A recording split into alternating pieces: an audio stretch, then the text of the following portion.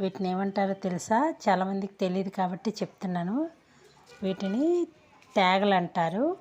ఇవి తేగలు అనేవి శీతాకాలంలోని దొరుకుతూ ఉంటాయి. అలాంటప్పుడు మనం దొరికినప్పుడు తింటూ ఉండాలి. ఇందులోని పీచు పదార్థం అనేది ఎక్కువ ఉంటుంది. తర్వాత పిండి పదార్థం కూడా ఎక్కువ ఉంటుంది అనమాట. ఇది జీర్ణ వ్యవస్థకి మంచిదన్నమాట. ఇందులో విటమిన్స్ కూడా ఎక్కువ ఉంటాయి.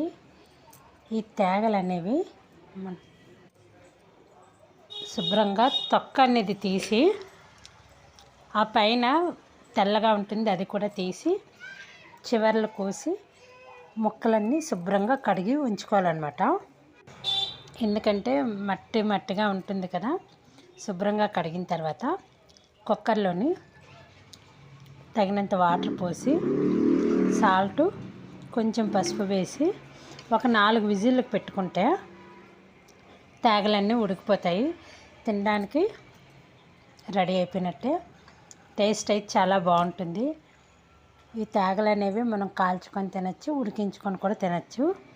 కాల్చిన తేగలు అయితే ఆ టేస్ట్ వేరేలాగా ఉంటుంది. ఉడికించినవి కూడా బాగుంటుంది.